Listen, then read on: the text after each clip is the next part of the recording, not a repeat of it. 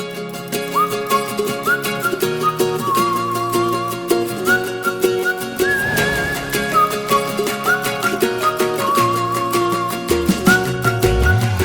you looking for a fun and informative podcast all about training working dogs? Look no further than the LWDG Pod Dog. This weekly show is hosted by me, Joanne Perrott, founder of the Ladies Working Dog Group, and I chat to experienced trainers and experts in the field who will give you helpful tips and advice. Whether you're just getting started or you've been working dogs for years, this podcast will have something for you. So pull up a chair, pour yourself a cup of coffee and tune in to LWDG Pod Dog and let us help you build a better bond with your best friend. Hello and welcome to another episode of LWDG Pod Dog. This week we are going to be speaking to new LWDG mindset coach Emma Liddell to share with you some powerful tips on how to change your mindset and improve your life. So first, let me introduce Emma. Emma, how are you today? I'm feeling good today, Joe. I'm quite excited to be here. I am super excited to have you with us because we've already got Lou, who's a fantastic mindset coach. And I think the mindset is one of the biggest things, apart from skills, that hold our women back with their dogs. It's once they've got the skills or they understand the skills, the next thing they hit is, I don't think I can do it, or whatever sort of self-confidence issues they're going through. So we're going to start our first podcast on why mindset matters. Why do you think mindset matters? I mean, I think for me, mindset is absolutely critical, because if we go right back to what the definition of what a mindset is it's actually the lens in how we view our world. So, and one of the things that we sometimes forget is that everyone views their world through their own lens. So not everyone thinks the same way. And we often have that assumption that we all do. So when you think about it, so mindset, the basic concept of a mindset is it's just a group of beliefs that you have about an area of your life or yourself. And they can differ from how you feel about yourself at work, at home, as a parent, when you're out training your dog. So it's not a fixed lens. It can vary depending on what you feel you're doing. And those assumptions that you make will impact on everything, really. So it will impact on how you think about yourself and the world around you, how you respond to positive or more tricky situations in your life, how you act around other people in different situations, the boundaries you set, and most importantly, I think what's most critical for everyone in the LWDG, myself included, how we bounce back from challenges when they impact on us in our life. And we do face a lot of challenges because, you know, my dad used to always say to me, two minds working as one, and the one that controls the idiot. And I used to laugh at that, but he is quite right. The human in the equation tends to have a lot of things going on in their own mind that does reflect on the work they do, doesn't it? Absolutely. And I think, again, another really interesting point, and what a lot of us think about, and we get told a lot of that at the moment when we talk about mindset, and it is psychology is getting more prevalent in the things that we're reading, is actually 70% of our thoughts that we have are negative. That's our standard way of thinking about the world around us. And that's actually really important. I know 70% sounds like quite a terrifyingly high number of thoughts, but it is really important that we're programmed to think like that, because it comes from a place of safety. So we have to have that element of thinking for us to feel safe. But what happens is actually the way our brain thinks, kind of going into a bit of neurobiology, which I think is so critical when we think about ourselves, is our brain, anything that we feel, it sees as a fact. So what I tell myself every day, my brain will start believing. And that can become sometimes very, very tricky when we know we've already 70% negative thinking. If we're adding on additional things into that kind of mindset category, it can be so hard. So the way that I would describe it is it's almost like, think about it as a diet. Think about, you know, we often think about our diet about what we consume when we think about food. So is the food that I am eating healthy for me, or is it nutritionally not that great for me? It's the same with our thoughts. If we thought about our thoughts as a diet, how would we really describe that diet? Because actually what we think is what we end up believing about ourselves. And if I think about it, like, we tend to be our own worst enemies, don't we? So where we got this sort of 70% of negative thoughts, a lot of those thoughts, they are there in one way to keep us safe, but they also in another way don't serve us whatsoever, because they make us feel dreadful about ourselves. Absolutely. And then the other thing on top of that is that when we have a belief about ourselves, we want to prove it right, which sounds very bizarre when some of the thoughts we have about ourselves might not be very nice. They might be that we don't feel capable or we don't feel good enough. And so what we have is we almost look for that kind of confirmation bias. And we often hear about that when someone says, you know, oh, let's say, for example, I was looking to buy a new car. And then before I knew it, I saw that car everywhere. And it feels like everyone's driving that car.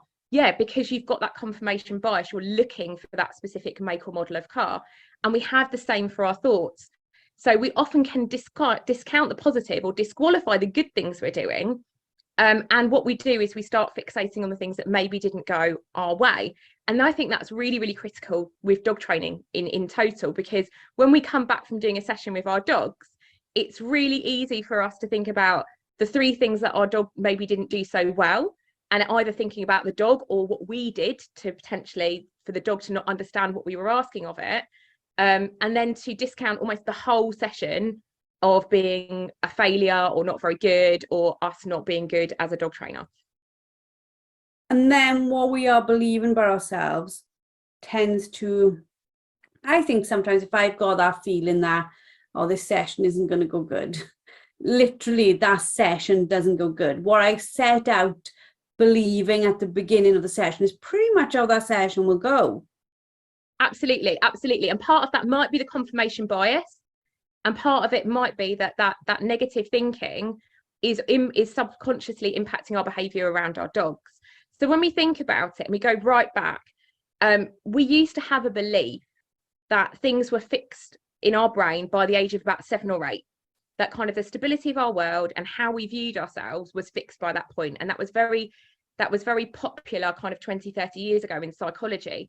And so there was this idea that unless you had the right kind of climate growing up, that was it.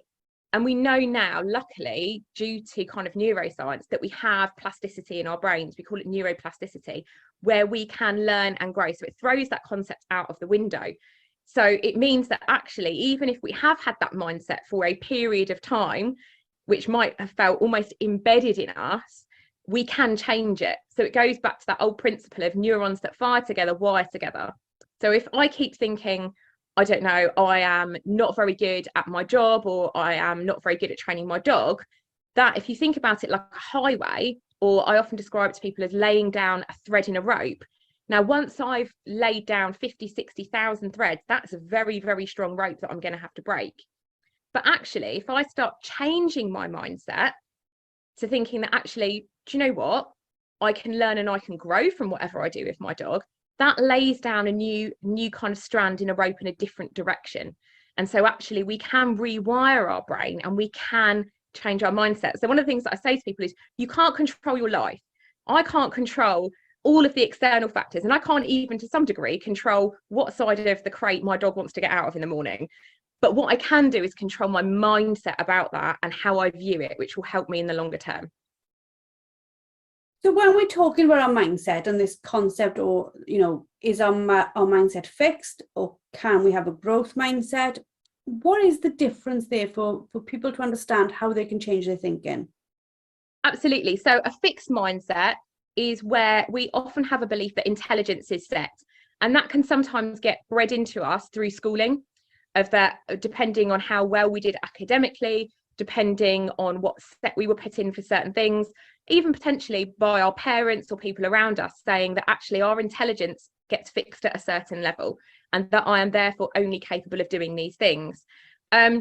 It's also the concept of whether we believe we're clever or not. It's quite an interesting one about and clever is such an abstract term. You know, for example, someone might be very academically clever, but practically not clever at all. And vice versa. So again, clever, we need to kind of discount from an educational system what clever means.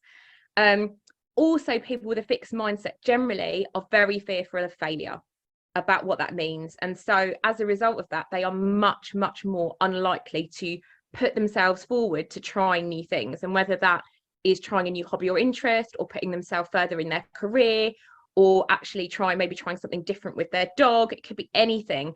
And they often go in with the expectation that they're going to fail at it, that actually they're going to fail, and that's going to confirm my belief that I am either not clever or I'm not able to do the task that's ahead of me. And that's kind of quite a difficult mindset. If you think about, if you had that mindset and you go about your daily business with that can be really, really hard when actually potentially we still want to try new things and we want to grow as a person. I think a lot of our ladies almost have a slightly fixed mindset when it comes to training dogs, because they are so fearful of getting it wrong. They literally start the process thinking, I am going to poop this up. So they literally don't allow themselves to step away from that concept, which makes the whole learning process so much harder, doesn't it? I absolutely agree. And, you know, I think probably the best example, and that I always use, is myself. You know, when I took on my first dog that I wanted to train up as a Gundog, and I'm still very much a novice in that area, I was so scared of getting it wrong. And so I almost overcompensated by reading so many books and listening to so many podcasts and wanting to see every single trainer under the sun. And even to the point, and I don't mind admitting this, where I had a spreadsheet of progress for my dog. And at some point I had to let go of, and I think planning is really, really key. And I think that's a great way of measuring progress and changes in mindset. But I am not a robot, and my dog is not a robot. And he will absolutely mess it up. And that might be his mindset, that might be my mindset, that might be a concept of both, because actually he's a novice, I'm a novice, and therefore I will get it wrong. And as soon as we let go of that fear of failure and maybe reframe it as an opportunity for learning, actually after that kind of that concern or that worry dissipates. And also a lot of it is around how we feel other people perceive us, which is why a place like the LWDG is so key, where we can absolutely almost promote our failures, because we know someone's going to come back and go, yeah, my dog did the same last week. And there is no judgment and there is no fear around that. Because I certainly know the first time I took my dog to a class, or the first time I met a trainer, I was really daunted. It felt like a test. It felt like an exam about, right, you show me how far you've come with your dog. And I'm sitting there thinking, I have no idea what I'm doing. I'm just going to give it the best I can. So absolutely, that fixed mindset can really hold us back. I know when I've been to some trainers who are fabulous trainers, and I've just looked at them and they've asked that question, let me see where your dog can do it. And I've wanted to curl up in a ball, because I'm like, please don't look at my dog, because A, dog's ability is a reflection of my ability to train it. But B, I know this dog could be so much more than what you're seeing right now. I just don't know how to get there. And I think there is that fear, because we're working with another living being, that it's just not something we're going to manage. We don't have a growth mindset when it comes to learning about training a dog, do we? No, it's so hard. And I think part of it, if we look at it from kind of almost a society perspective, you know, we are a ladies working dog group. So we are a group of women, and groups of women are generally, we have a maternal instinct. Whether we have children or not is irrelevant. We have an instinct where we want to look after, and we generally want the best. And it only takes 2 minutes to look at the Facebook groups or the forums to see how much we absolutely adore our dogs and how we would do anything for them. But as a result of that, and for those of us that have children that may feel the same, it can really almost set us back, because that fear of, if I get this wrong, that's it, I'm going to mess up my dog. My dog's never going to be able to do that. And then I have failed. Not only have I failed as a person, because I failed as a dog trainer or a dog handler, but not only that, I've now damaged my dog. And we know the reality is those little dogs have exactly the same concept of neuroplasticity as we do. So yes, all right, that retrieve may have not gone to plan. The dog might have absolutely run around the field parading a rabbit ball in his mouth, having the die of his life, thinking it's Christmas come early. But that's only going to lay down that one strand. And yes, that isn't a strand that's brilliant, and we know that in our dogs. But actually, it's about the majority of the strands that we lay down. That's what's important when we think about it from dog training. So just as we're trying to train our neuroplasticity, and we're trying to put down the right pathways for us, it's the same for our dogs. We're both doing the same thing, and we are both doing the best we can with what we've got. And when we talk about these strands and our mindset and these threads, the longer we continue to add threads, like you said, the rope is getting stronger. But right at the beginning, if it's only like a few strands, like the dog keeps on doing something wrong for a few weeks, it's not the end of the world, is it? No, and it's just the same way as you wouldn't have failed as a parent. You've not failed as a dog parent. It's not the end of the world. You know, we have to understand that, do we do it with the best intention and the best will? Yes, then that is absolutely good enough. And I think that sometimes, and I know we could do a whole nother podcast, and I'm sure we will at some point, around that idea of perfectionism. We will not get it perfect, and that is okay. Is what we are doing good enough by ourselves, by our dogs, and within the skill set we have? Because it is so hard when we do see some fantastic trainers out there training some amazing dogs, and there are hundreds of videos of the fantastic things we see those dogs do, and then we've kind of got our lumbering idiot in the garden that's not listening to us to think, I should be doing that, that should be me. And we kind of forget to take down, and thinking of it from that strand point of view, the millions of strands in the years of dog training and the amount of time they've spent with those dogs to get that as a result, compared to our much less strands as we are learning as we go. So we have to be kind to ourselves. And also, if you sat and talked to some of those really, really experienced trainers, they will tell you sometimes they've had to let things break, for want of a better word, in order to get the end result. So sometimes they will let things go wrong in one place to improve another place. Absolutely, absolutely. And I think that's a really lovely thing that we can apply to ourselves as humans as well, is that there is this kind of concept that we should be able to have it all. And I fully agree with that, but it's unlikely that we're able to have it all at once, in one go. You know, if we think about the 24 hours we have in a day and how we fill that up. So often I might, if I'm working with someone, I might say, right, give me a pie chart. You've got 100%, right? What do you, percentage wise, what do you spend your time doing? And we have so much pressure from society around, we need to get in our 10,000 steps. We also need to eat organic food. We also have to cook from scratch. We also have to homeschool our children. We also have to have an amazing Gundog that, you know, can also do our washing for us. We also have to be the perfect partner. We also have to raise our children in the most perfect way possible, and we can't put a foot wrong. And we also have to meditate. And we run out of time. We run out of time. And so what happens is we put that pressure on ourselves, that immense pressure that at some point we are failing, rather than thinking, is what I'm doing good enough? You know, am I meeting my own needs? Am I genuinely meeting most of the needs of the other people around me? Then that is good enough. And when we talk about like all the sort of pressures that are put on us, as you were going through them then, even though I mute my side when somebody else is talking, I'm giggling to myself, because I have lists sometimes of like, drink 2 liters, do this, to try and remind myself of the things that I'm trying to do, even just like from a health perspective, what I try to do each day for my health. Is there ways we can look at lists like that, try to do all these things, but in a positive way? Can we have a positive outlooks to those lists going right or going wrong, rather than these sorts of I fail, I suck, I screwed up today ideas? Absolutely. And what I often do, even with my clients when I work as a therapist, is I call it a walk, crawl, run chart. So depending on what's going on in your life, and depending how you feel physically and emotionally, and with your mental health, because that fluctuates as well, some days you'll wake up and you'll feel like you can take on the world, and that's a run day. And so, yeah, absolutely, you might be able to cook a meal from scratch and also do your yoga and also take the dogs out for a walk and have an amazing training session with them and listen to a podcast and do whatever else you need to do. And that's great if it's a run day. But what if it's a walk day? You know, what is a reasonable thing to achieve on a walk day? Actually, do I get some food on the way home from Tesco so I'm not cooking from scratch? Do I actually do some training, but it's going to be indoors and I'm just going to take them for a short walk? Is that reasonable for me to do with my dogs that day? You know, what expectations should I be setting on myself? And then most importantly, those days where we genuinely feel like we're crawling. And that might be because we've had some bad news. That might be because our physical health is playing up. That might be because our mental health is more affected.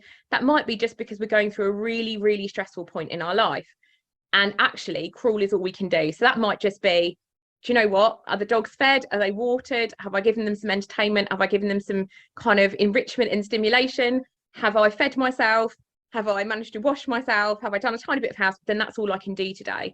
So it's about understanding we cannot work at 100% every day. So if today is a run day, that's great.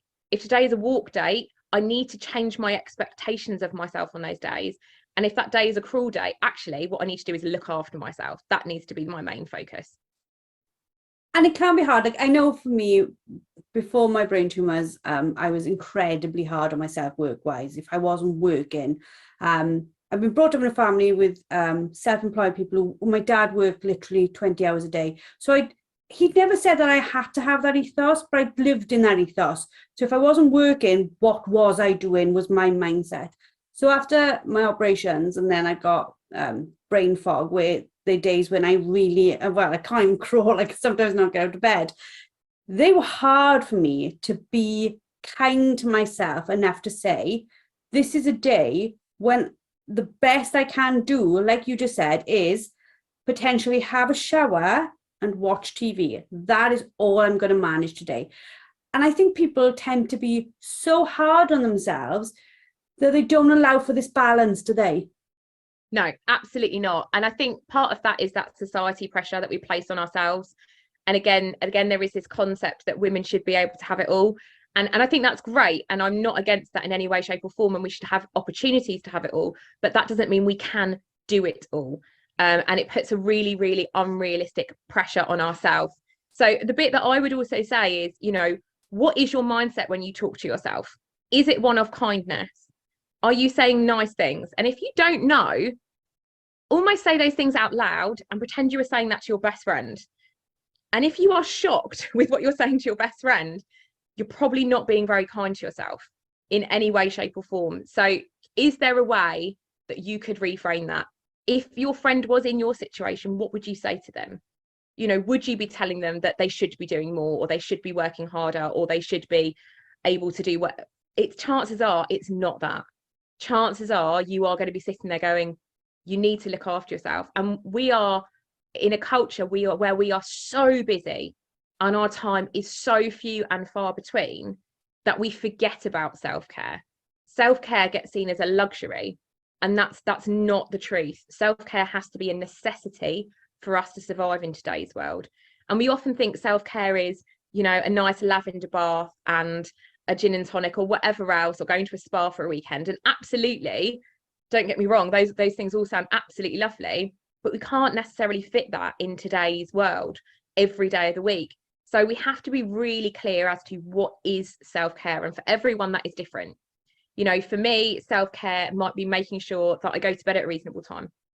Self-care might be taking myself out for a walk when I really don't want to. Self-care might be making sure that I have some, you know, nutritionally healthy food in the house rather than reaching for a takeaway every night. Self-care might be right down to remembering to brush my teeth. Self-care might be a skincare routine. You know, self-care might be 5 minutes before bed listening to a meditation. So self-care doesn't have to be expensive. Self-care doesn't have to be really complex, but self-care has to be a priority for us to kind of manage the hectic lives that we have. You've touched on it there, but if you think about it, I was in some sort of like event once, and they said, write down all the labels you give yourself. And it was like, okay, so I'm a mum, I'm a teacher, I'm a business owner, I'm a sister, I'm, you know, a daughter, I'm all these things. And when I wrote them down, I was like, most of these on their own are a full-time job, let alone when I tried to push them all together and then be this person with all these kinds of labels.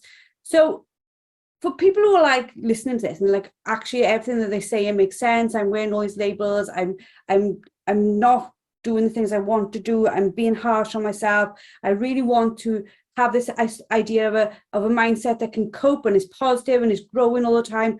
What tips do you have for them? Absolutely. And that's where the growth mindset, that switch over to the growth mindset is so key for us. And it is changing our belief that actually intelligence can change. Going back to that neuroplasticity, new pathways, new threads to those ropes can grow over time. And we do that by trying new things. And that can be really, really scary for a lot of us. So it's about making sure that you've got support from somebody, that you've got people that you can talk through those fears with. It might be coming to the group. We've got a fantastic group of women that are more than supportive, and having a safe place where you go, I'm going to try this. I'm going to try and give this a go. Understanding that mistakes are part of growth. It doesn't mean you failed. It just means you've learned something new. And there is a lovely story, and I remember reading about it many years ago, and it was about a dad. And when his kids used to come home from school, he used to say, right, how have you failed today? And it wasn't so he could tell them off. It was because he's like, that means you tried something new. That's fantastic. And actually, if we reframe that away from what have I succeeded at, what did I try that didn't quite go to plan? Because do you know what? I tried. And that's absolutely fantastic, because that's taken me out of that fixed mindset. I have tried something new. And whether that's trying something new with my health, whether that's trying something new with my dog, whether that's trying something new in looking after myself in a different way, all of those things are really, really key. So it's about being willing to take more risks. And they don't have to be massive, dramatic risks. We're not asking people to change their lives, you know, and suddenly sell up their house and move away or anything like that. It might be just about, you know, reaching out to somebody and asking for help. It might be admitting to somebody, do you know what? I don't feel like I can do this all on my own. I am struggling a little bit more. It might be acknowledging that maybe I'm suffering from a little bit of imposter syndrome about something that I'm doing, and I need to look at it a little bit more.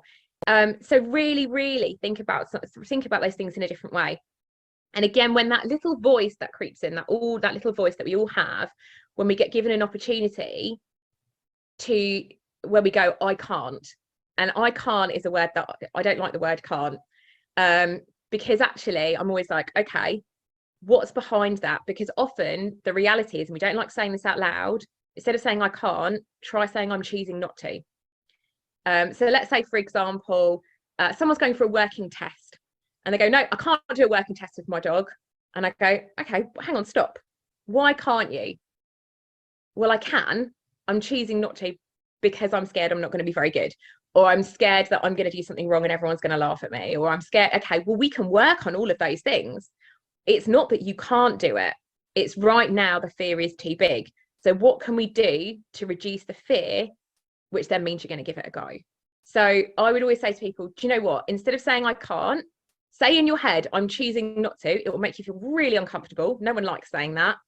But what comes out afterwards, I'm choosing not to because, well, that bit you can look at, and that bit you can do something about. And that will change you back into kind of that growth mindset, where that fear of failure, it's not about failure. You've just learned a new way of not doing something. That's all.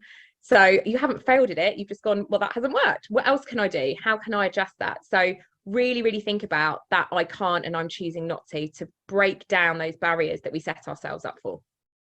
We'll definitely have to talk more on a different podcast about like the words we use with ourselves and the words we use with other people. You know, like I can always remember telling my mum, she was like, you didn't answer your phone. I was like, the phone is there for my convenience, not yours. As I said, I thought that was a little bit harsh, but really I was trying to say, I can't always answer the phone to everybody else. It's there to help me when I need the help, not when, because literally my phone blows up all day, every day. If I don't like put it into airplane mode to stop all notifications, I wouldn't stop looking at it. So, but yeah, it's like how we say things to ourselves, what we say and what we really mean, which I think is definitely a podcast in itself. This podcast has been absolutely fantastic. For those who are society members, you have loads and loads of mindset support on your mindset section. Please go check it out. Every Monday is updated with new content, either from myself, from Louise, and definitely Emma will be joining us now. So that'll be absolutely fantastic. It really, really is key to helping you develop your skills with the dogs. We wouldn't be putting as much time and attention into it if we didn't think it would be valuable to think about what you're thinking to help you improve, to help your skills speed up in their development. And we know we can do that with you. Emma, thank you very much for a fantastic first podcast. If people are looking for you, want to talk to you, where can they find you? So they can find me on the Ladies Working Dog group. They're more than happy to message me on there. If you do want to find me on Instagram, I don't have a business account on Instagram, but you can find me as a classic country lady. So if you want to send me a message and say hi, you are more than welcome to. Fantastic. Thank you very much for your information. Thank you for being there for us. Thank you for joining us as a mindset coach. I'm really looking forward to doing stuff with you really regularly. For those of you who have listened and enjoyed, please send us a comment. Please put up a post, anything, hashtag LWDG poddog. We love hearing what you think about our podcast. That's all for this week, and we look forward to speaking to you all next week. Thank you for listening to LWDG Pod Dog with me, Jo Perrott. Now, we all know training a dog takes time, energy and patience, but our lives can be really busy. Don't worry, the LWDG has got you covered. Join us for our free planning workshop where we'll show you how to use short 10-minute training sessions each day to fast forward your dog's education. Our experts have years of experience in training dogs and will help you get started on the right foot. Register now and start making progress with your furry friend today. Go to our Facebook page, the Ladies Working Dog Group, and click on the pinned post, or visit www.thelwdg.com.